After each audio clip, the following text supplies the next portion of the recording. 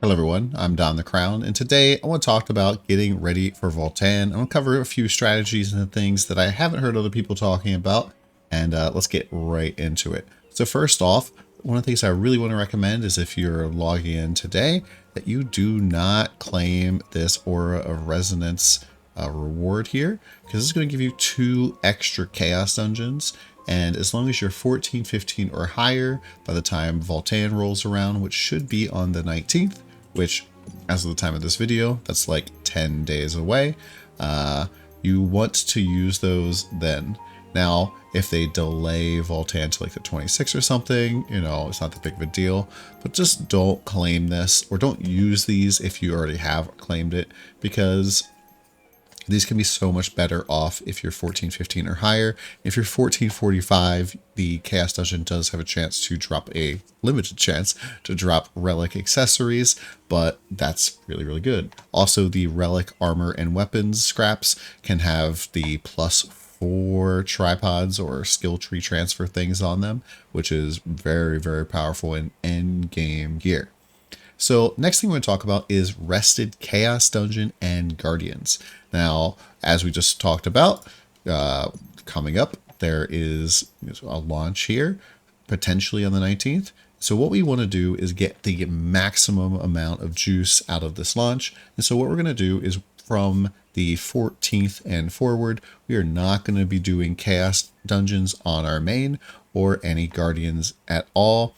And this is definitely going to be the case for any character that's 14, 15, or higher, because all of that content that you can do there will give you additional like relics and additional juice. Now, if you're 14, 15, you can do your Chaos Dungeon, especially if you're not expecting to hit 1445.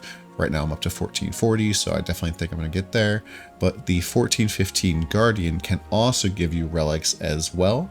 And that's just really, really good. And so if you're 14, 15, starting on Saturday, no Guardian, no Guardian, no Guardian, no Guardian, no Guardian. And then on the 19th, you run your 2 Descalados, who's the new 14-15 Guardian, and you'll get a total of 4 souls, so double the loot. And then you get double the loot again on Friday, and then you get like loot and a half on Saturday.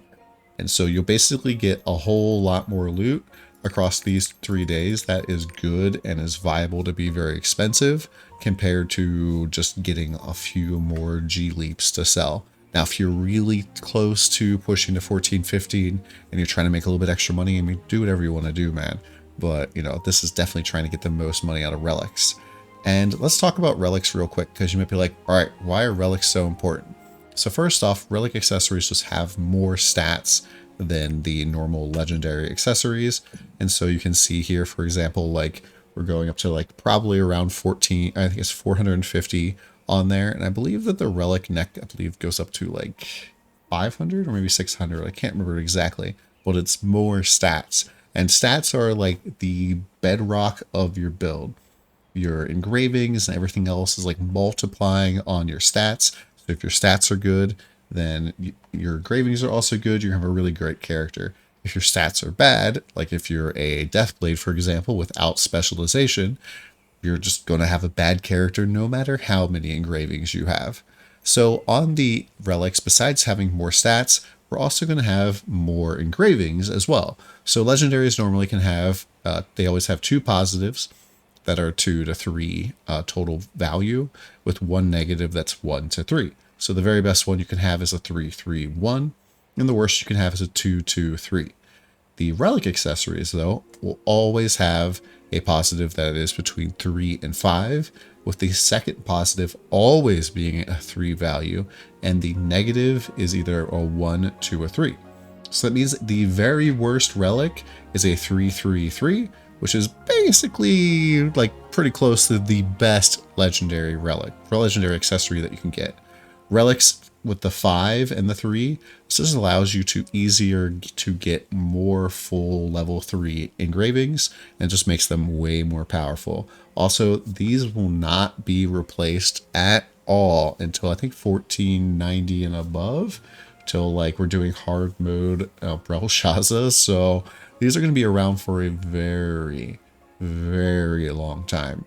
Don't be surprised to see like hundreds of thousands of gold for some of these like perfect items right now.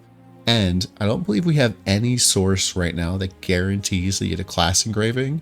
So if you find like a +5 mayhem, +3 keen blunt, -1 negative, that thing's gonna be mad money as long as it's on crit, maybe swiftness too.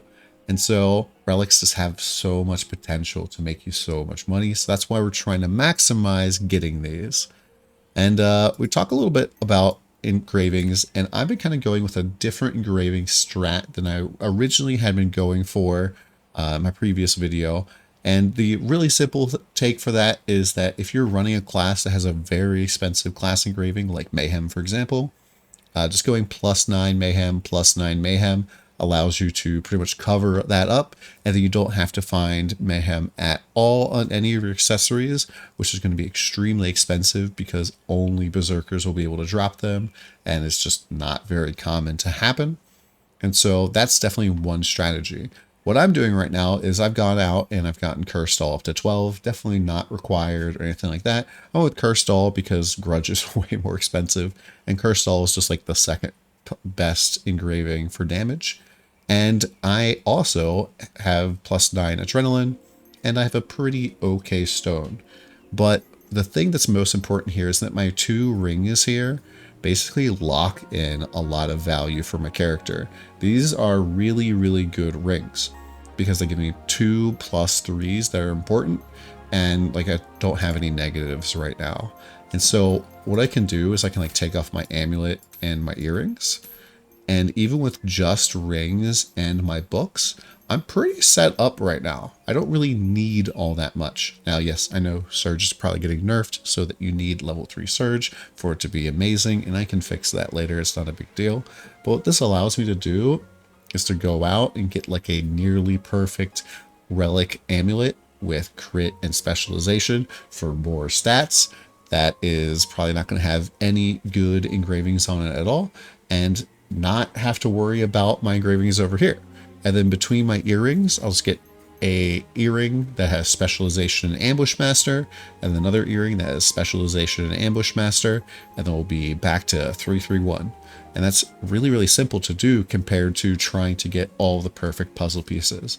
These are going to be really, really, really expensive, and so you're looking to get into doing relic accessories early on. It's going to be very hard to get perfect ones. This is kind of like whale bait right now.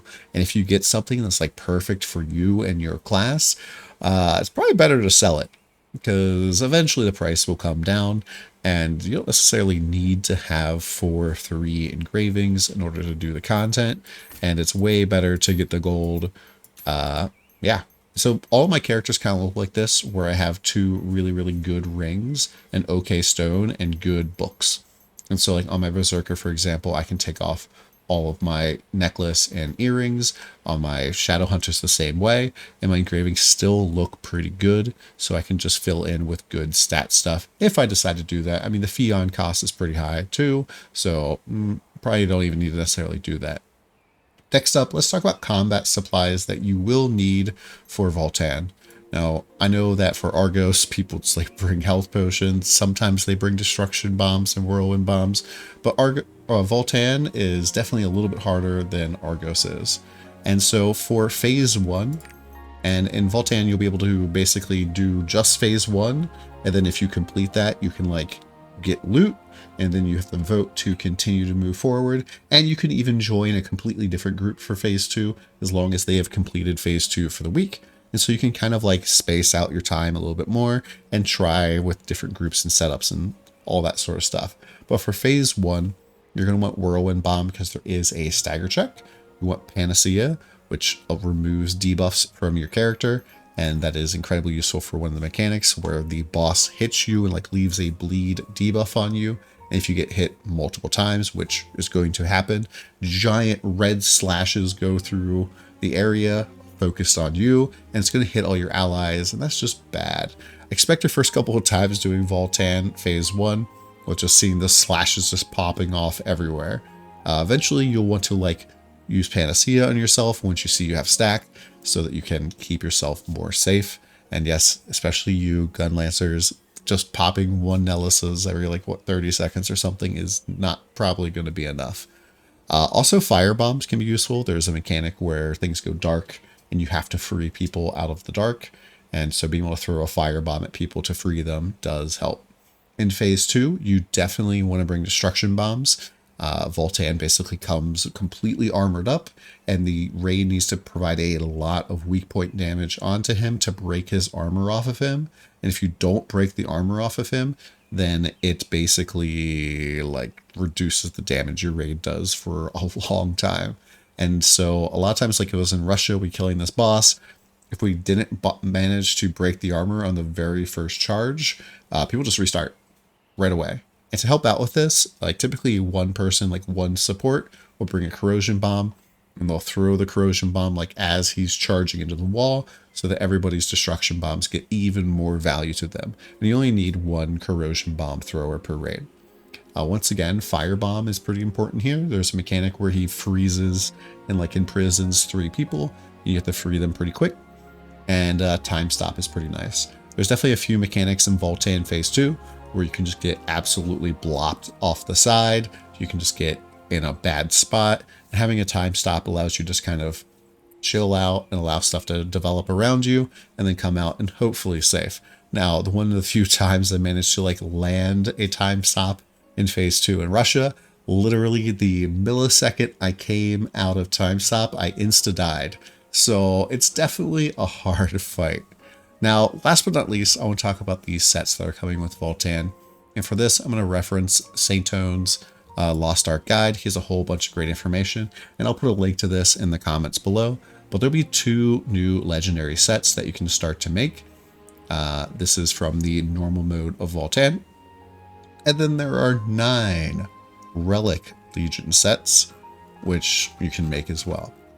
Now, these are kind of, there's a lot, and you can read through these, and what's best for your class can vary. And there's definitely some classes where it's like everybody obviously goes this one thing. Other classes have a little bit of diversity. And so maybe you can figure something else specific for your class. But one thing to note is that these sets do require you to get materials both from Valtan and from Vicus. So we will not be able to complete these sets right away. So you can see here in the legendary sets that the first one here has 4 pieces which are made from Valtan materials and 2 pieces that are made from Vicus materials, and then flip-flop for the second set. No, it's the same for the second set, it's just different pieces, right? And then the Relic set, which you get some of these materials if you're doing normal mode, but you get a lot more materials if you're doing hard mode. These all have different setups. So some of these are like 2 Vicus, some of them are 4, some of them are, I think there's one that's 3 and 3. And so it's going to be kind of, or 2 of them that's 3 and 3. No, 3 of them. I can't count. And so these do share lockouts. So if you do normal and hard mode, like if you do normal mode, you can't do hard mode. If you do hard mode, you can't do normal mode. And yeah, these set bonuses have set bonuses for 2, 4, and 6 pieces. And so hopefully you try to keep some of your Argos set together as long as you can. But these sets are going to be really, really fun. I'll put a link to this, like I said, in the comments below. Figure out which best for you. But yeah, those are some tips for Valtan. Once again, we're going to not claim and use the Aura of Resonance here, because we want to use this once the new Chaos Dungeons come out. We are going to build up Rested Experience starting here on the 14th by not doing our Chaos Dungeons or Guardians at all. We are also just looking for those relic accessories like we talked about before. These have more stats and they have more engravings as well. And then, yeah, we talked a little about the engraving strat that I've been using. There's a whole bunch of different ways to do that, and rushing into relic accessories and spending a lot of fions might not be too great of an idea, and having like really solid rings can help you set up some really good engravings later on. And we talked about the different things that you need to bring to Valtan to be successful. Hope this video helped out, guys. Let me know if it helps in the comments below. If I missed anything or there's any like tips you want to add for Valtan in terms of like killing the boss specifically, please let me know. And I'm sorry if I sound a little bit weird. I'm kind of getting over a sinus infection. And I'm actually incredibly happy that I managed to do this entire video without hacking and coughing and stuff, because it's been pretty bad lately. So thank you much, everybody, and come by the stream. This was recorded live.